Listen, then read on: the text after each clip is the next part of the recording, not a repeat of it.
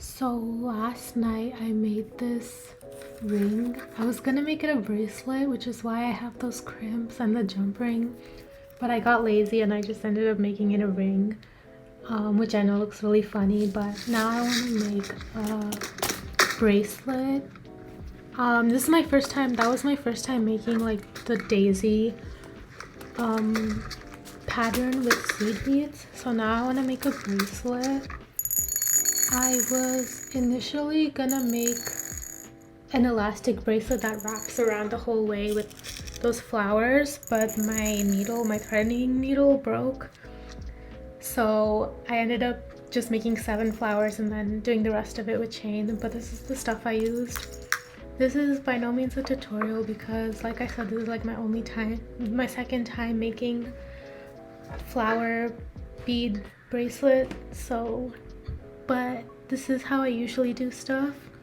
I put the crimp and then I made a knot, and then over the knot I put a crimp tube just to fasten the top, which is what I usually do when I make necklaces and bracelets. So yeah, this was really fun. I learned a lot. First of all, I learned that I shouldn't use elastic because the elastic was really too thick for the seed beads that I was using, and I ended up breaking, that's why I ended up breaking my threading needle, because I was pulling too hard on it. So I ordered a different kind of beading thread that I can hopefully use in the future.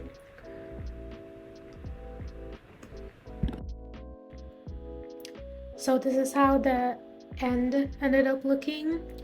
Initially I used these circular glass, like kind of matte glass beads just to try it out, but the holes ended up being too tight, so I ended up using a different kind of bead. I actually mix and matched these two types of seed beads. One is like a bigger iridescent one and the other is a more opaque, smaller white one that I used for my ring. And I did this because the bigger ones, I think the way to make daisy flowers with seed beads is to have all of the beads the same size and all of the beads the same size as the center of the flower. So like for my example, I used a brown bead for the center. And when I used just the iridescent ones, it ended up looking really weird because the petals were much bigger than the center of the flower, which is why I ended up mix and matching the bigger petals with the small petals to make it look more even.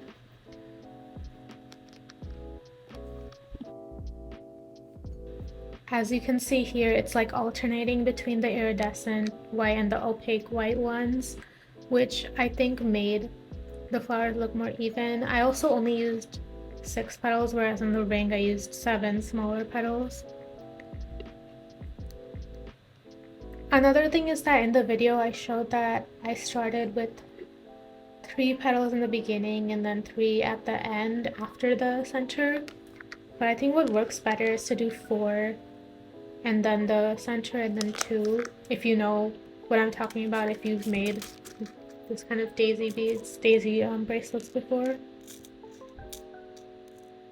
And then, like I said, I broke my threading needle, so I ended up, after making these 7 flowers, I ended up finishing the rest of it with chain.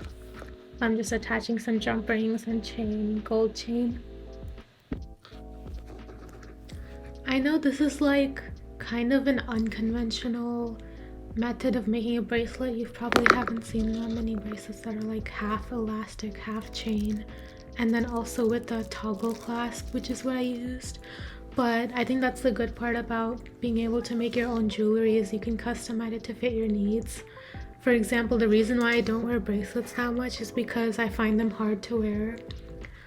Even the elastic ones are usually too tight, so I ended up making my own a little bit more loose and then with a toggle clasp so that it's more easier for me to put on, which is definitely true because as I'm recording this voiceover, I've worn this bracelet already a few times this week, which is more than... I usually don't wear any bracelets ever.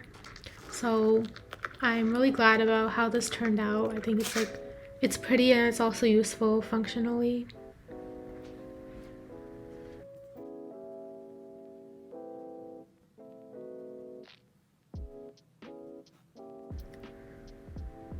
So next up, I'm heading to the mall to find beads.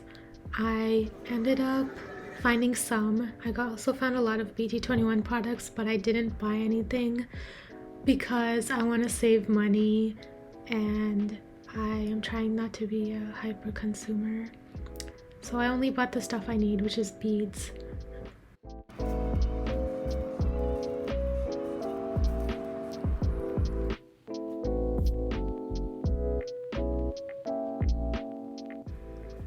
So this is what I ended up buying. These are actually phone charms, which I plan on deconstructing because I liked the yellow and green seed beads. I think I'll use them for my Hobie equal sign necklace that I plan to make. I know deconstructing things is scary and like it might turn out worse than how it originally was, but I can always just remake it how it originally was. The one that I'm most hesitant about deconstructing is this black and white one. I think it's super pretty. The only thing I don't like about it is the dice in the middle. I don't know why that's there, but I feel like I can use this for my Hagum themed necklace. I also got these blue beads separately. Some of them are just dark blue, which I plan on using for my indigo necklace. And then these other ones are a warm blue and orange slash brown color, which reminded me of Hagum, so I'm gonna use that for that necklace. I don't know if y'all can see my vision, but here's the stuff that I got with my tangerine charms. So this is how I'm planning on making my Hagum necklace, because I think in the music video there's a lot of turquoise, warm blue tones, and I think that would look good with the tangerine charms and the black and white pearls. And then for my Hobie equal sign theme necklace, I made these Snoopy charms, and I don't know if y'all can see, I know the Woodstock is really janky looking, but I thought that it kind of matched these yellow seed beads and the hearts, which is why I got these charms. Also, Hobie really likes green, which is why I got the green form charms as well. And I'm planning on making a really like colorful kidcore type of necklace. And then lastly, for my indigo necklace, this is a half-done version of the flower bracelet I made, but I want to use these warm neutral colors like white and brown seed beads along with the dark blue indigo beads I showed earlier for the indigo necklace. I also got these from Daiso. I might use the blue ones in my indigo necklace, and then of course the purple ones I will probably find a use for eventually. These brown and orange ones I also liked. I feel like the orange one could go in my Hagum necklace, and then the brown ones I might use them when I eventually make my Taeyang themed necklace. I also got these pastel beads. These were the only beads at Daiso and I basically got all of them, but these pastel ones are also super cute. The heart ones especially, it reminds me of Valentine's Day Be Mine candies, so hopefully I can use them. I might be able to use them in the equal sign necklace actually. So now I'm just organizing my beads and deconstructing the phone charms. As I mentioned earlier, I know a lot of people are against deconstructing things and like ruining them, but the good thing about making jewelry is that you can always undo it, and I can always just remake what it originally looked like if I don't end up liking how I use them. But I feel like that won't happen. I'm really excited for the equal sign necklace that I'm planning on making, which I'll post the video on it hopefully by the time it's Hobie's birthday. But yeah, also I forgot to mention earlier, the seeds, most of the beads that I I buy, and most of the beads that I used in my flower bracelet are from Michaels. All of my hardwire is also from Michaels. So yeah. Another thing that I wanted to mention is that I've already made the charms for my Hyungline theme necklace. So I already made the moon charm for Jin, the indigo charm for Namjoon. I made the tangerine charm for Yoongi's Haegum, and I made the Snoopy equal sign charm for Hobi. But I would love to, I'm still thinking, I'm still brainstorming ideas on what to do for the maknae line.